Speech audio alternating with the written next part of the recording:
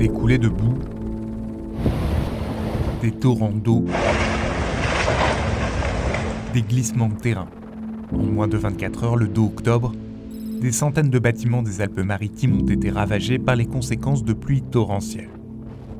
Des témoins ont filmé la catastrophe. Leurs vidéos, des images satellites, ainsi que des documents officiels permettent d'estimer l'ampleur des destructions et interrogent. Les pouvoirs publics avaient-ils suffisamment évalué les risques ?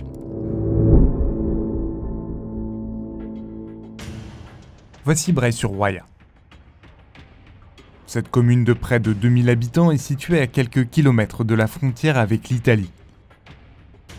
Grâce aux données de satellites activées par le Centre national d'études spatiales, nous avons pu modéliser la crue et localiser les dégâts.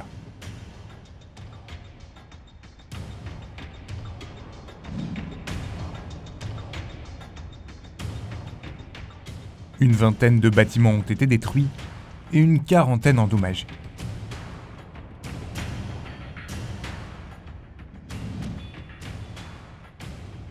La commune savait qu'elle était à risque. Dans ce document officiel de la mairie, publié en février 2019, la majorité des bâtiments touchés sont indiqués en zone inondable. Mais aucun document de gestion des risques n'avait anticipé une telle crue de la Roya. Le vieux centre-ville, ici, n'était par exemple pas considéré comme inondable. Il a pourtant été envahi par la boue.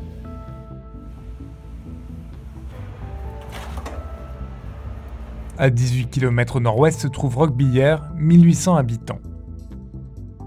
Située dans la vallée de la Vésubie, la commune a aussi été traversée par une coulée de boue dévastatrice.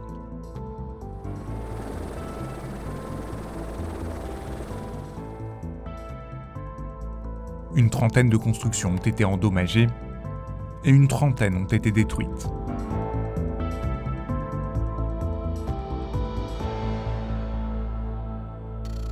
Les zones touchées correspondent à celles considérées comme inondables par cette carte de la préfecture. C'est le cas de ce quartier. Il se situe au nord de la ville.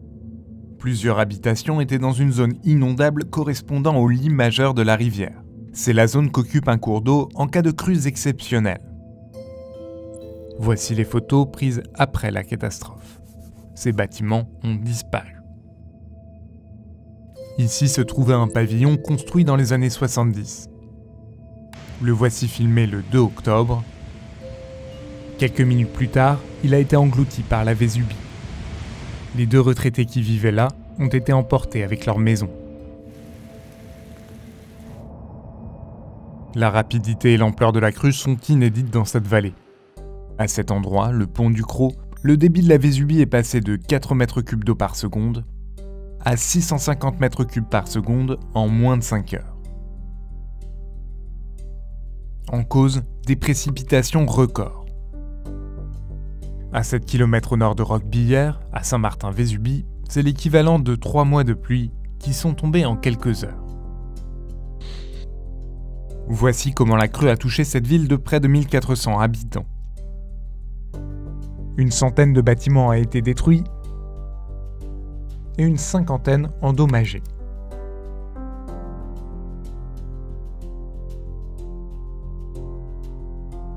La plupart des zones touchées correspondent à celles identifiées comme à risque pour les inondations et les mouvements de terrain par les plans de prévention des risques établis par la préfecture.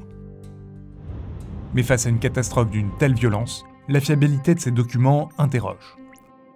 Plusieurs constructions touchées n'étaient pas dans des zones rouges sur ces plans. Ce sont celles qui sont considérées comme des zones de danger. Elles n'étaient pas non plus indiquées dans des zones bleues. Ce sont des zones dites de précaution, c'est-à-dire à risque modéré.